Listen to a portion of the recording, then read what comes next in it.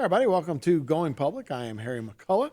David Rabelais is the executive director of the Terrebonne Port Commission. He joins us now. Dave, how things going, man? Well, I'm happy to be here. We had a very, very good event last month in the Civic Center, a big milestone for the deepening of the Houma Navigation Canal.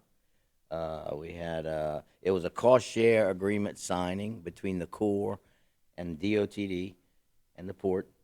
And in attendance was U.S. Congressman Garrett Graves, Brigadier General Kimberly People with the Corps, Colonel Cullen Jones with the Corps, Gordy Dove was there, Chris Collins, and with DOTD and myself. So, what are y'all signing here? We're looking at video of that. It's a cost share agreement for the construction of the deepening, the dredging, and there's an 80-20 federal local match, and DOTD is agreeing to pay the 20% match. And that's your Brigadier General Kimberly People there. Yeah. This is Cullen Jones, I would imagine. And then Chris Collins is next to Cullen, and then me.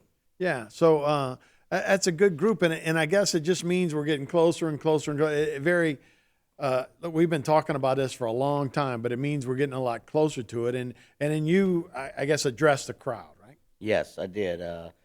I gave a speech, lasted about 5 minutes. I think they're going to roll it. So, okay, let's listen to that speech. I stand before you today in my 18th year as port director for the Terrebonne Port Commission. My entire tenure has been focused on increasing the agency's depth from 15 to 20 feet, a mere 5 additional feet.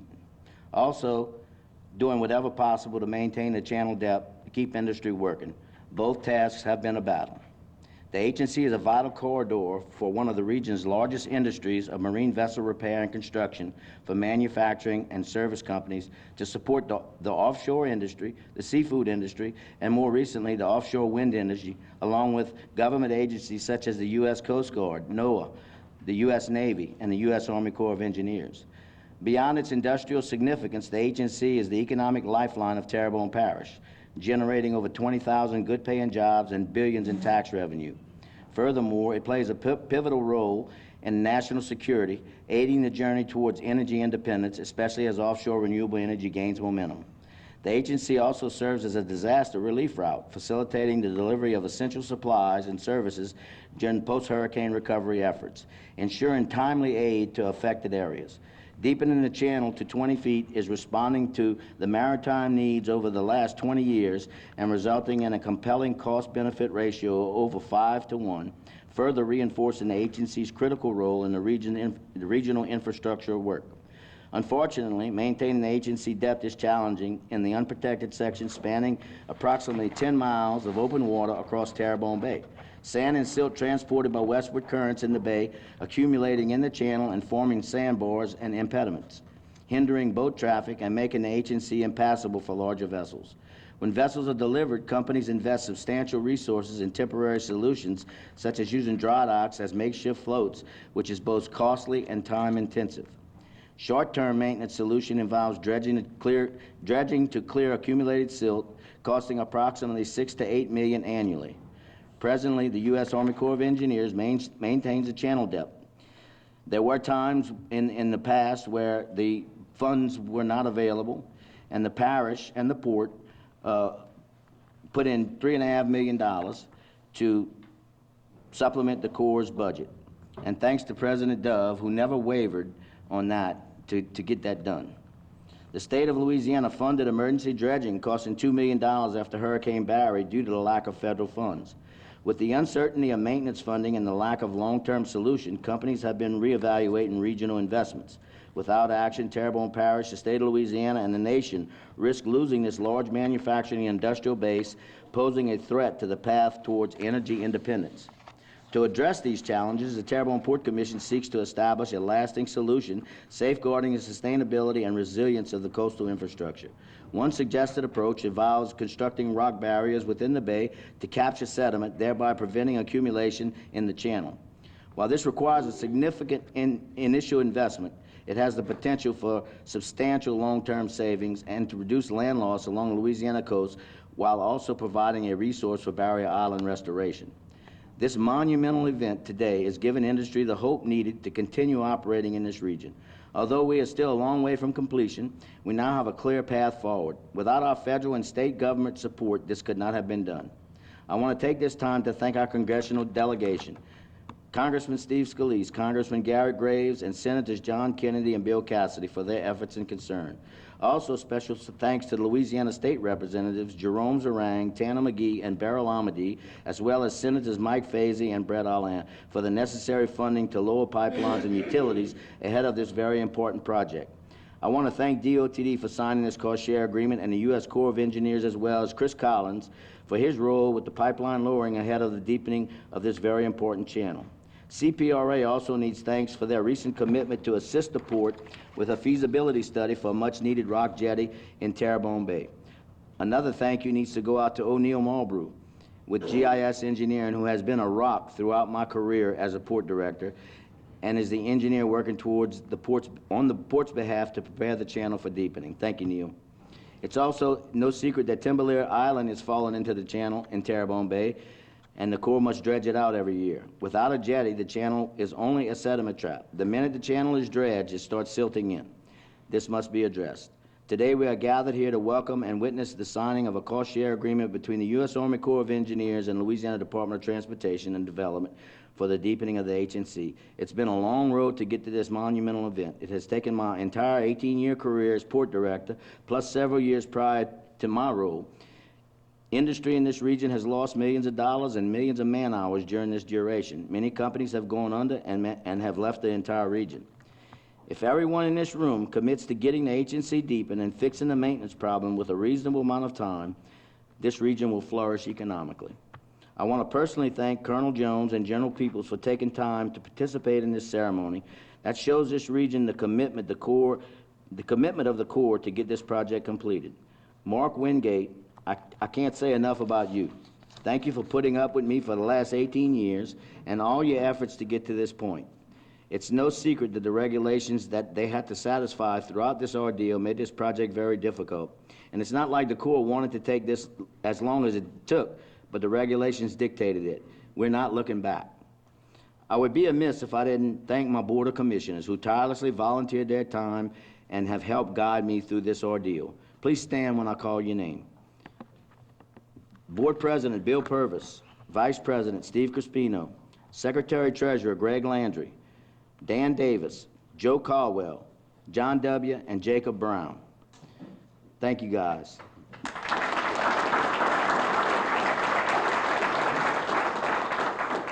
I also need to thank my lovely finance manager, Ms. Sandra Labat, who has a tough job of keeping me straight. And we could not have done this without Mike Henry and Norby Chabert, who navigate on our behalf in Washington, D.C. and Baton Rouge. Thank you, everybody. Just Garrett, I am the tallest port director in Terrebonne, okay? I just want you to know that. And when I started this job, I was 6'2". So thank everybody. I appreciate everything everybody's done. Good sense of humor. So you were 6'2" when you started as 18 years ago. 6'3". Yeah, it was. Man, what a great moment for you, the port, for everybody around here. But these things take so much time to when you see it get on paper, though, it's really got to be all right. It's around the corner. Oh, they lift every pebble and every grain of sand and study it, and it just takes a long time to go through everything, and you got to go through so many different layers, Right. Not only in the Corps in New Orleans, but once you do that, then you got to go to the Department of Management and Budget. You got to go to the ASA's office, which is the Assistant Secretary of the Army. Then you got to get in Congress, and the last 2 years we had to wait to get in the Word of Bill because we were like 3 weeks late with the study. So we got in the Word of Bill 2 years later, and it was approved. Donald Trump's last, right before the first of the year of 2020, it was approved, and we got authorized, So, and then we had a bunch of outstanding questions that they had when they went through all of their stuff in Washington that we had to answer, or the Corps had to answer, and that took another 2 years.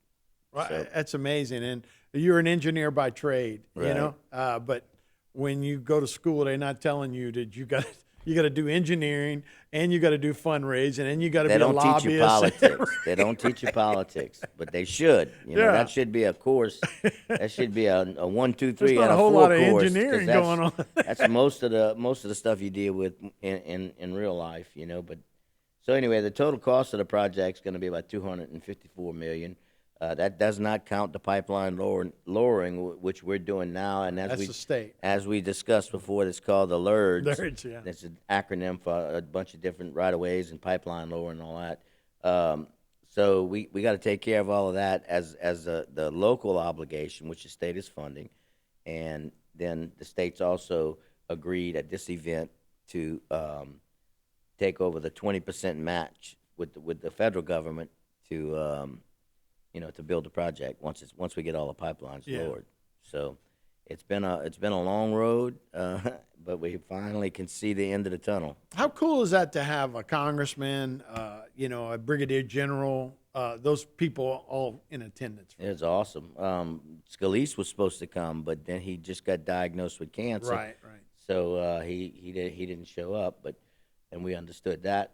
But yeah, that's pretty neat. And then Kennedy had expressed interest in coming, but his schedule didn't allow it. Yeah, I think he's in China somewhere right now. I'd read he was on a Middle Yeah. Eastern trip or Far Eastern trip. So Yeah, so got a lot of stuff going it was on. all good. you know. Always got something going on in Congress. But let's talk about the status of the agency in the bay and the inland drillings. Dredging. Excuse me. Yeah. Hopefully you're not drilling. no, we're not It might be drilling. more productive if you find gas and oil. Yeah, we pay for everything. Well, the inland dredging, as I reported last time, was complete last June, and it's all 15 feet or deeper, so we good with that. The bay dredging is where it silts in all the time, and every year we have to dredge. Actually, the inland dredging was the first time in 15 years that we dredged it because the silt doesn't come down the channel; it just goes across the bay. And so we always have to dredge the bay. We had a dredge in the bay earlier this year before Thomas C. launched their boat, and went in the bay and dredged a good bit, but didn't dredge the whole thing. They just dredged all the high spots and the bad areas and gave them a path to get out. So another contract was recently awarded to inland dredging on September 6th. And the contractor is going to start working this month. In fact, they should have started this week.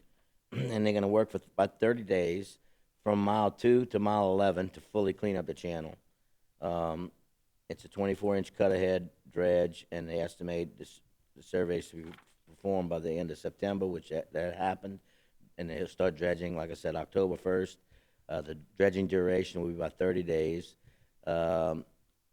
And all the surveys will be posted on the Corps' website, which you can access by going to the Terrebonne Port's website. It's terrebonneport.com. And they surveyed the inland. They surveyed the bar is the area from the end of the channel out into the Gulf. They call it the bar. And everything looks good as of when these surveys were done. Now they're doing their last dredging, so probably in November or so they'll go out there and survey that section again and post everything on the web, and we just wait for it to silt in again like we always do.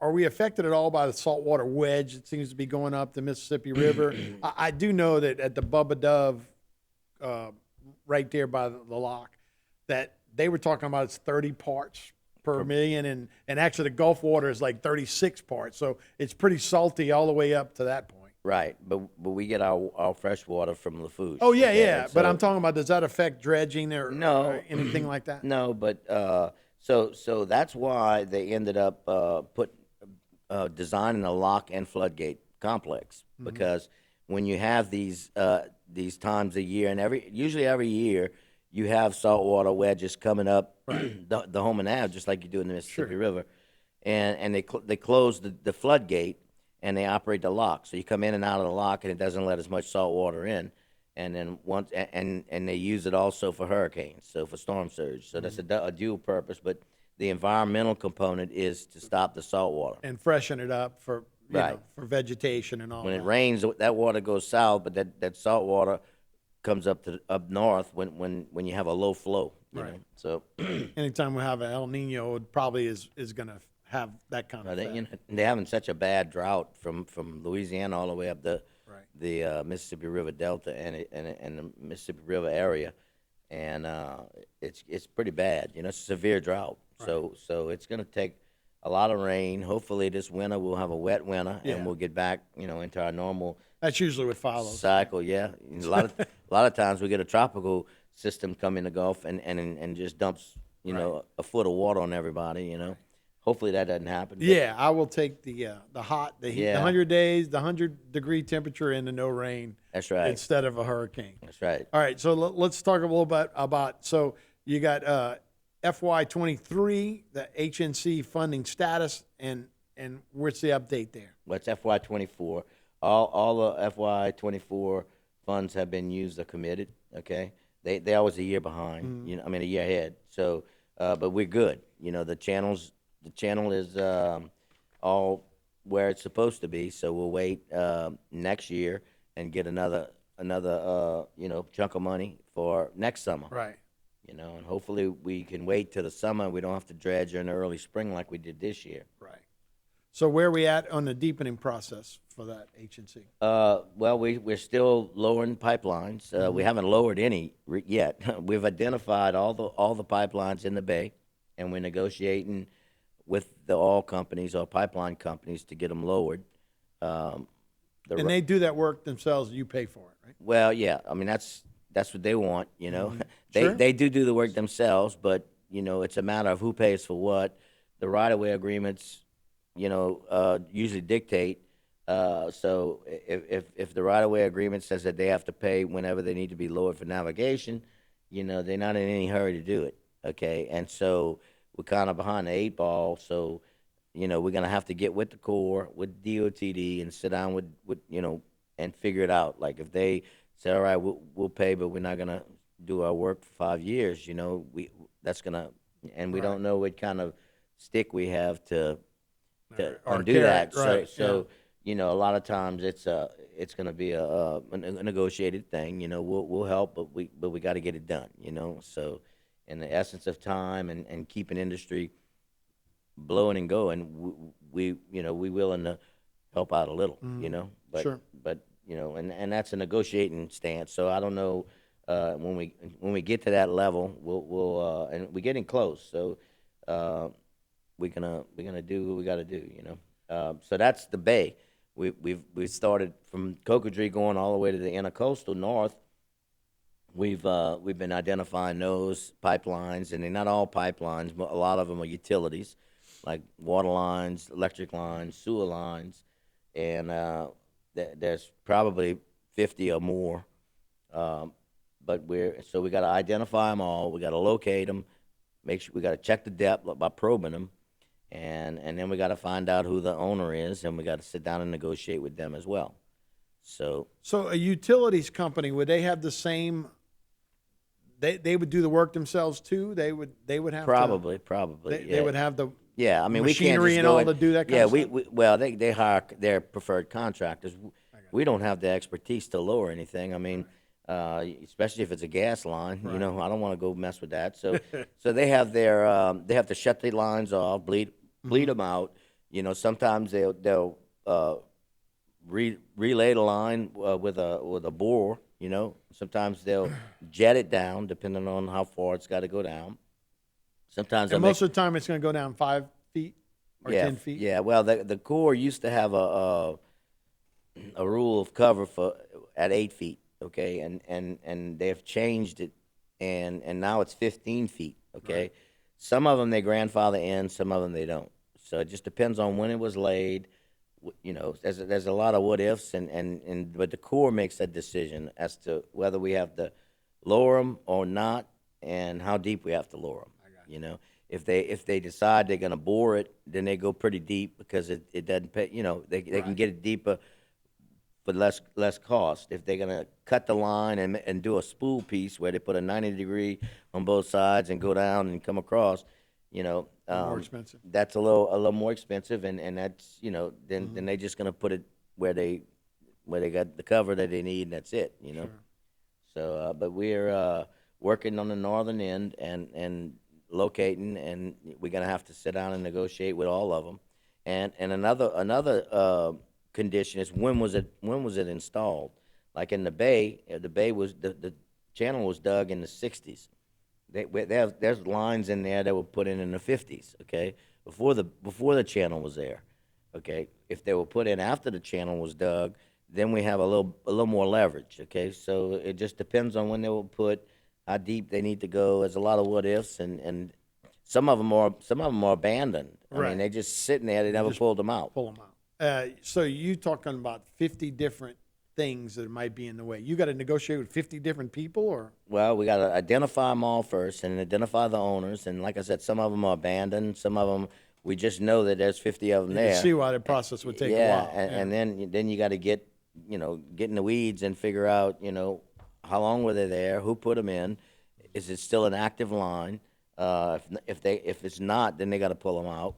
Then some of the people you can't even find them. Okay, so what do you do then? So it's not an easy task. It's a lot. It's like getting a right of way. You got to go talk to every landowner. Well, we got 50 pipelines. We got to go talk to every owner of these pipelines, and some of them, it might be the third or fourth or fifth owner that bought the pipeline, or it might be a company that somebody bought a company. They had a pipeline, but the pipeline was dead. The company that purchased them doesn't even know it's there. Okay, so you got to track it down and say, okay, well, you purchased the company. This is your line. Well, I didn't know. Yeah, well, it is. So there's a lot of legal and that sort of stuff that you got to deal with. Right. But it's not a real easy thing to do. Hey, last 45 seconds, we're talking about government nowadays, and you're talking about shutdowns, and, it didn't happen this time, but it might happen in another 45 days. How difficult is that for you guys, and would you be part of any kind of shutdown if that happened? Well, we get any federal funding we get during a shutdown. It doesn't come. Okay. Also, any grants that we're working on or money that we're trying to get, that all shuts down because all the employees are not being paid. So it really is a it ripple affects a effect lot here. of people. Yeah. The continuing resolution that they just signed for another 45 days. Is what it is. So we might be doing it again in 45 days. It is what it is. So we're gonna have to wait. Yeah, so it really does have a ripple effect Yeah. all the way Oh, yeah. down to our port. No pun intended. Well, I guess it was intended. All right. Well, Dave, we appreciate it, man. Thanks for being with us. Happy to be here. Thanks. Absolutely. That's Going Public. We'll see you next time.